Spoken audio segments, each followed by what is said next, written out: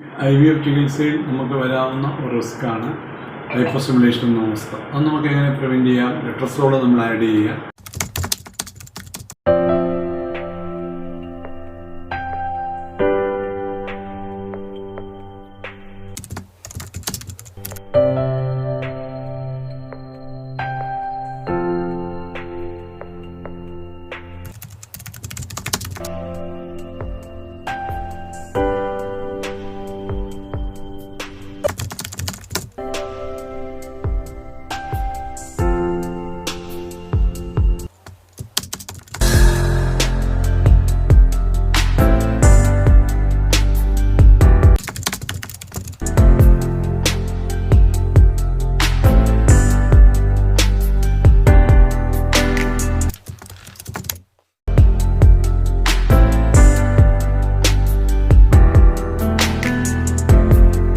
Home പിക്കപ്പിന് ശേഷം ലെട്രസോളിന് 6 days കൊടുക്കുക. അത് ഹൈപ്പോസ്റ്റിമുലേഷനെ പ്രിവെൻറ്റ് ചെയ്യാൻ സാധിക്കും.